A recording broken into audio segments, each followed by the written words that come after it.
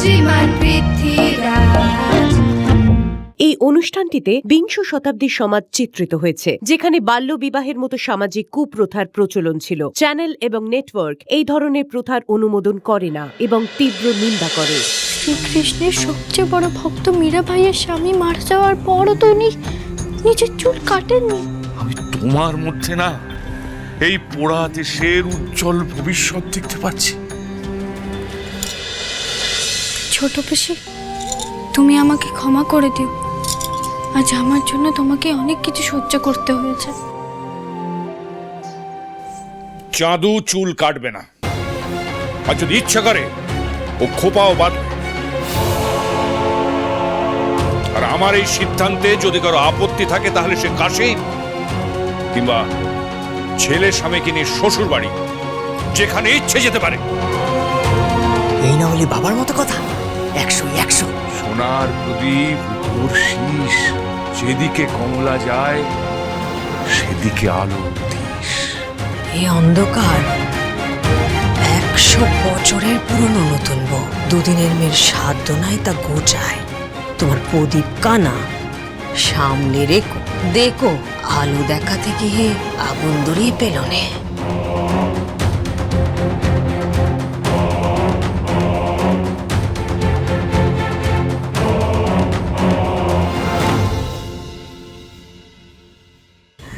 দাদা, আজ তালুই মশাই যেখানেই থাকুক নিজের ছেলেকে নিয়ে সে খুব গর্ব করছে, আর নিজের গীত কর্মের জন্য আফসোস করছে।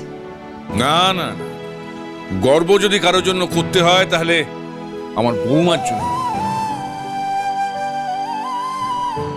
ও যদি বুদ্ধি করে মানকে আমার কাছে না পাঠাতো তাহলে চাঁদুর উপর হওয়ায় অত্যাচার আমি রুখতে পারতাম না। ও শুধু বউয়ের সুনাম করছেন, আমি যে আপনাকে ঠিক সময় ডেকে নিয়ে এলাম। পৃথ্বীরাজ না থাকলে তো ছোট পিসি চুলটাই রাখতে পারতো না। তাহলে আমি ছোট পিসির চুলে খোপা বাঁধতাম কি করে শুনি? বড়গিন্নি, চাঁদুকে ভেতরে নিয়ে যাও, চোখে মুখে জল দাও। আমি নিয়ে যাচ্ছি দাদা।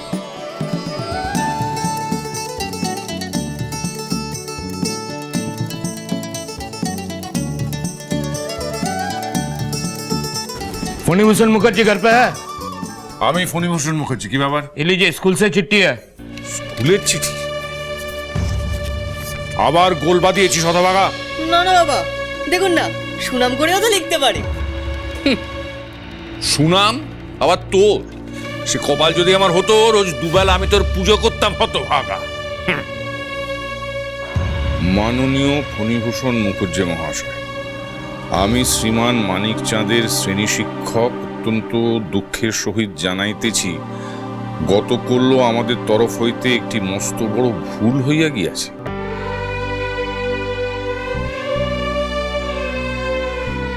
প্রাথমিকভাবে আমরা ভাবিয়াছিলাম শ্রীমান মানিক চাঁদ পরীক্ষা চলাকালীন নকল করিয়াছে এবং তার শাস্তিস্বরূপ মানিক চাঁদকে প্রহার ও আপনাকে বিদ্যালয়ে ডাকিয়ে অনেক ভৎসনা করা হয়। কিন্তু আজ মানিক চাঁদের ওপর করা অভিযোগ সম্পূর্ণ ভুল প্রমাণিত হইয়াছে।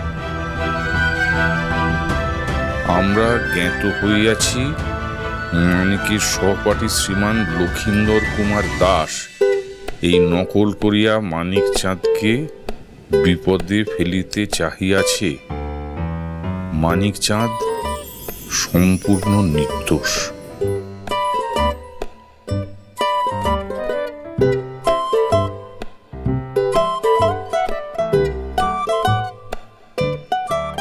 আপনার কাছে বিনীত অনুরোধ এই যে মানিকের উক্ত সহপাঠী ও আমাদিগকে ক্ষমা করিয়া এই লজ্জার হাত থেকে মুক্তি দিন।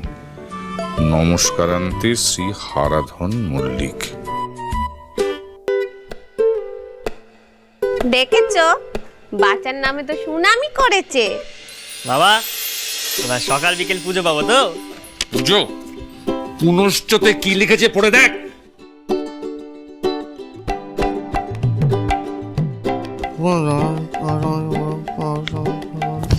কি বিড়বিড় করছিস? জোরে পাঠ।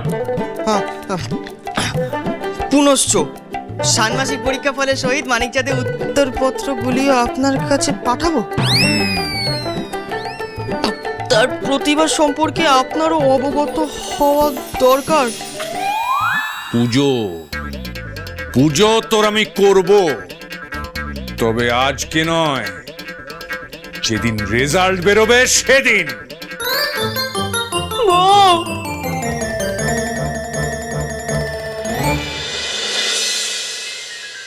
ওম কালী কালী মহাকালী কালীকে পরমেশ্বরী সর্বান্তঃকরণে দেবী নারায়ণী নমস্তুতে। মা, মানিক যেন আজ পরীক্ষায় পাস করেই পেরে, নইলে আমার বাচ্চাটাকে যে আবার মার খেতে হবে। ডাকো ডাকো, মাকে মন দিয়ে ডাকো। আজকে যদি মানকে পাস না করে তাহলে তার কপালে কি দুর্গতি নাচছে সে নিজেও জানে না। সকাল সকাল অশুভ কথা বলো না তো। দেখো মায়ের কৃপায় বাচ্চা ঠিক পাস করবে। কৃপা মানে কি জানো বড় গিন্নি? মানুষ যদি মন প্রাণ দিয়ে চেষ্টা করে তাহলে ঠাকুর আশীর্বাদ দিয়ে তাকে তার লক্ষ্যে পৌঁছে দেয়। তা মানিক কি এক বর্ণ পড়াশোনা করেছে যে ঠাকুর তাকে আশীর্বাদ দিয়ে তাকে পাস করিয়ে দেবে? দেখো, হতভাগার হয়তো নিজেরই মনে নেই যে আজকে তার রেজাল্ট বেরো।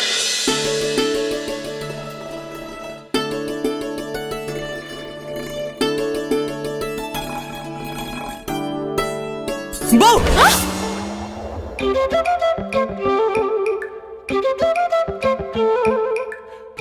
কি আপনি বাবার মতো এসব পড়েছেন কেন? কি হয়েছে? ঠাকুরকে ডাকতে যাচ্ছি বউ। মা কালী আজ আমাকে রক্ষা করবে।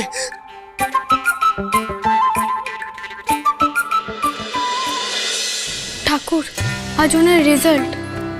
আমি তো আর ঠাকুর ঘরে যেতে পারবো না, তাই তোমাকে এখান থেকেই ডাকছি।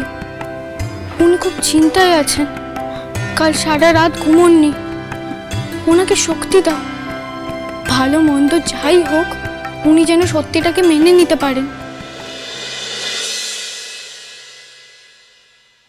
মা, মা গো, হে মা কালী, জগৎজননী, বিপত্তারিণী, বিঘ্ন নাশিনী মা আমার, তোমাকে বসন্তদের বাগানে ডাসা পেয়ারা, রঞ্জিত ময়রার বিখ্যাত কদমা, চঞ্চলদের বাগানে আম্রপালি সব এনে দেবো মা।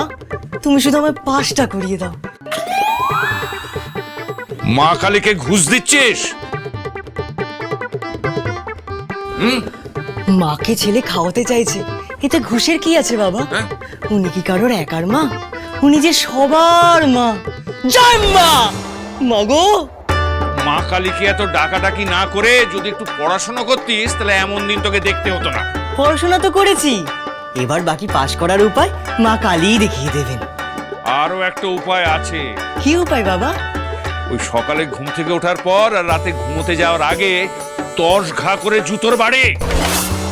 ও মা, ঠাকুর ঘরে দাঁড়িয়ে ও কি কথা? ছি! এই তো সবে ঘুম থেকে উঠলাম বাবা, তাহলে সকালে 10 ঘা এখনই দিয়ে দিন। তবে রে, আরে আরতি ছেড়ে কোথায় যাচ্ছ? আরতিটা তো করতে হবে। এ নাও, ধরো।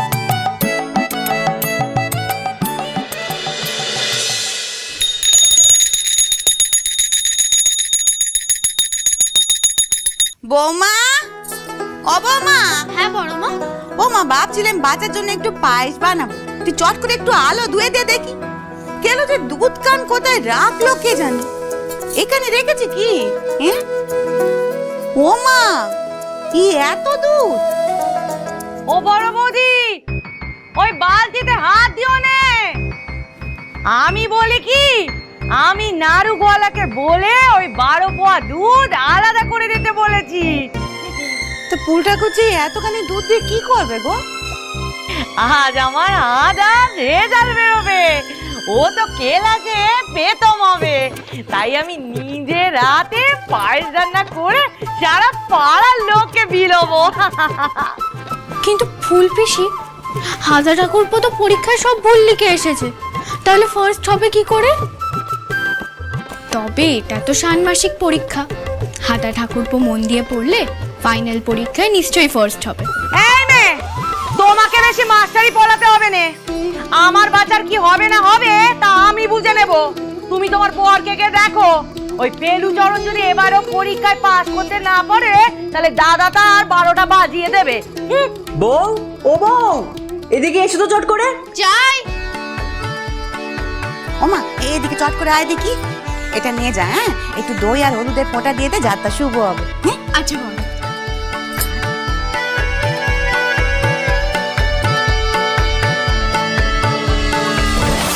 কি রে অমন হেরে গলা চাচাচ্ছিস কেন? দেখেছো তো, ডাকলাম আমার বউকে যা তোর মুখটা দেখে বেরোলে একটু রেজাল্টটা ভালো হয়, আর তুমি এসে দিলে কপালটা খারাপ। ছি, পিসিমণিকে অমন করে বলতে আছে বুঝি? কারোর মুখ দেখলে রেজাল্ট ভালো খারাপ হয় না। আপনি পরীক্ষায় যেমন লিখে এসেছেন তেমনই নম্বর পাবেন। এমনিতে মানকের কানে সারাক্ষণ বিষ মন্তর ডালছে, আর এখন আমার সামনে ভালো সাজছে।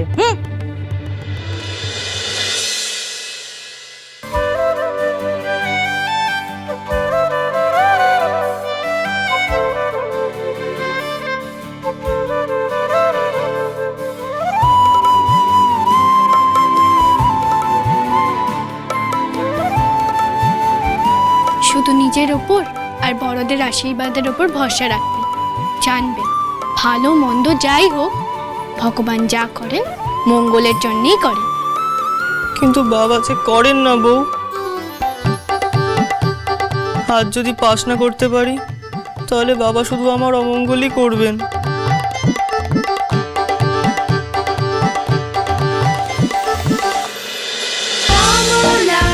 শ্রীমান পৃথ্বীরাজ। চলো চলো চলো চলো চলো পাল্টাই।